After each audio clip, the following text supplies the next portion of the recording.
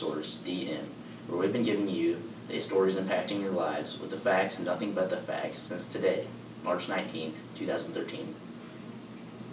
I'm Damien. And I'm Michael Brinker, and we will be giving you your news for the day.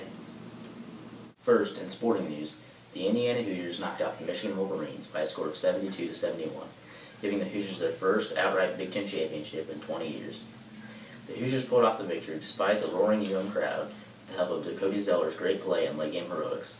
Unfortunately, other storylines surrounded the game after the impromptu post-game celebration, resulting in Tom Green getting in a verbal altercation with Michigan assistant Jeff Meyer, who happened to be on the staff of Indiana during the Kelvin Sampson era.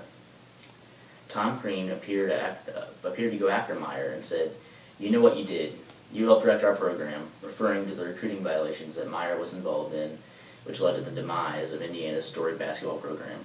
Green later apologized for his actions. In the medical field, two huge breakthroughs pertaining the cure to HIV have been made.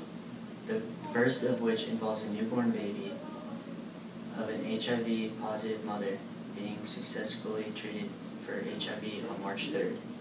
30 hours after the birth, the baby underwent intense drug dosage. Treatment at such an early age is usually rare, but the doctors made the conscientious decision to begin it immediately.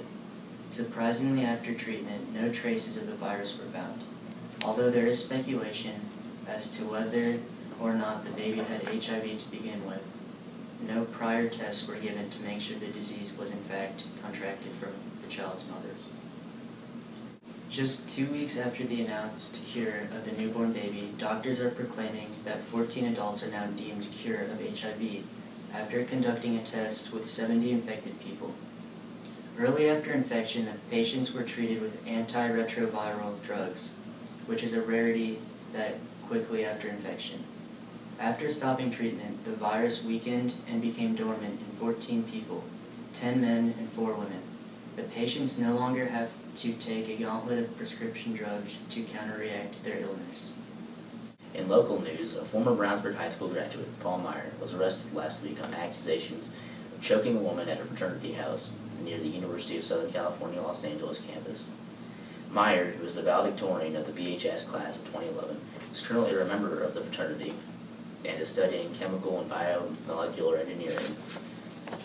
When asked about this issue, the Brownsburg Community School Corporation confirmed that Meyer was, in fact, the valedictorian of the 2011 senior class, but refused to comment any further. In tech news, the Beats Electronic Company is looking to create a streaming service called Daisy. The company has already accumulated $60 million in funding for this project, and other tech companies are taking notice, most notably Apple. It is being reported that Apple CEO Tim Cook has visited Beats CEO Jimmy Levine during a visit to Los Angeles in late February to find out more about the Beats Project Daisy. The streaming service is rumored to cost $10 per month for unlimited music streaming. The European and Russian space agencies have signed a formal agreement to work in partnership on the ExoMars program toward the exploration of the Red Planet. The sides have agreed to provide each other with the necessary equipment to get this job done and are working in close collaboration with one another. The ExoMars will illustrate core technologies currently under development by the European industry, such as landing, roving, drilling, and sample preparation that are essential in this mission. The plan is to have the rover traveling the surface of Mars by mid-2018. And this has been your daily action news containing nothing but the facts. For DM News, this is Damien and Michael Brinker, signing off. Have a good night and a good tomorrow.